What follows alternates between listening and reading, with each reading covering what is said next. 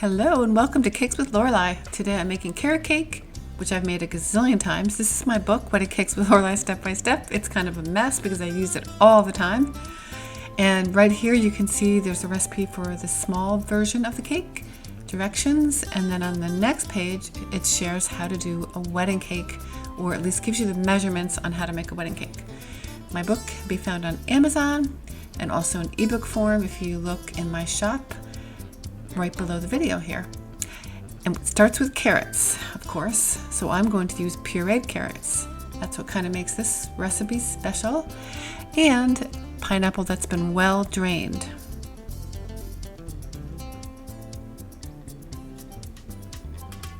Measure out 3/4 cups of the pineapple.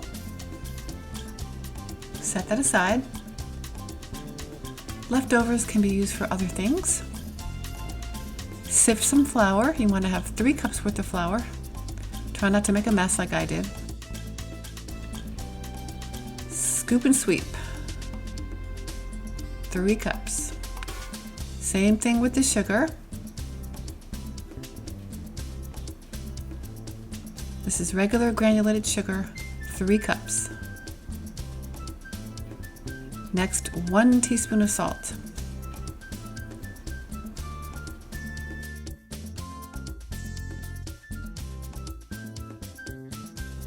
And then 1 tablespoon of baking soda. So I'm using teaspoons here, 3 teaspoons equals 1 tablespoon.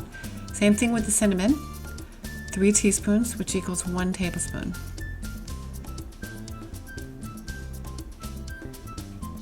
All the dry ingredients go together like this, and then you just give them a little stir. You can do this in your other bowl if you'd like, the bowl that goes with your mixer. So then the oil, I'm going to do 1.5 cups of oil.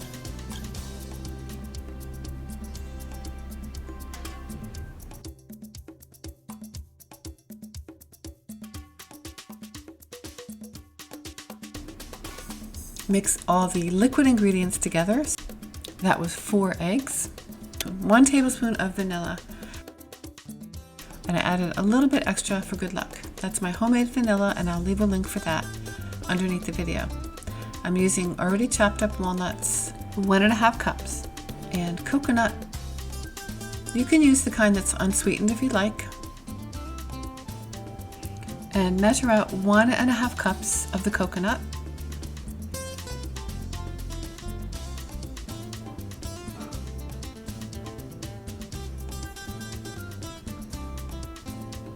I like to use wax paper in my pans as an extra way to keep the cakes from sticking. I use Crisco. You can use any kind of oil or spray oil. Flour, just a thin little layer of flour, and then the wax paper goes on top of that.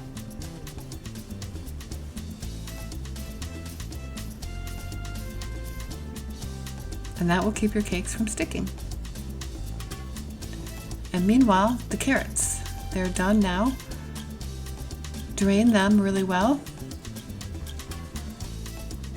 and then mash them up. Normally, I would use a food processor, but I don't have one right now.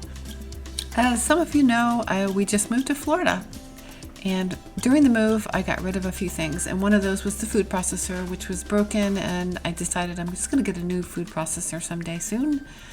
Alright, so now we are going to put the wet into the dry, and that is the oil, the vanilla, and the eggs. This batter is pretty thick. You can use the flat beater if you'd like. This recipe has been a favorite of mine for so many years. I actually have a lot of videos on this cake, in different videos, various situations for wedding cakes, cupcakes, smaller cakes. Today I'm making cupcakes and a small cake for my mom's birthday.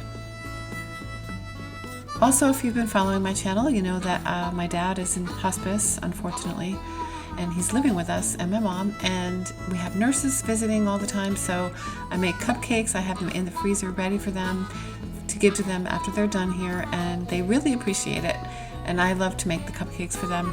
It's a special treat, a nice way to say thank you. Okay, here goes the carrots. So now the carrots, the pineapple, the nuts, and the coconut go into the batter. This is a very heavy batter, so you're going to need to go back and scrape it a lot. Make sure you get all those goodies in there.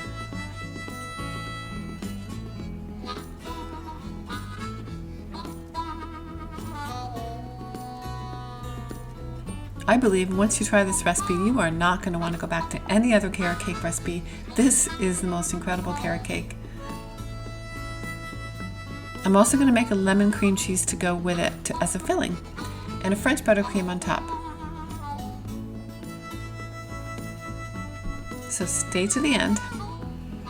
For your 6-inch pans or any pan, you want to fill it about 1/3 and no more than 1/2. The cupcakes, basically an oversized tablespoon's worth of batter.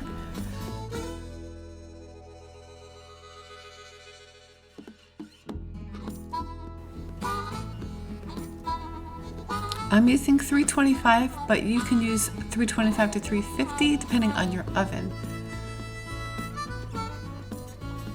Time for the lemon cream cheese. So I'm going to squeeze 1 lemon here. You really only need the juice of 1/2 lemon. You could add a little extra lemon juice if you'd like. And 2 sticks of unsalted butter, 1 8-ounce package of cream cheese. Whip that up, and then add 3 cups of powdered sugar or to taste. And then add the lemon juice and a little bit of vanilla if you'd like. I ended up adding a little extra lemon juice.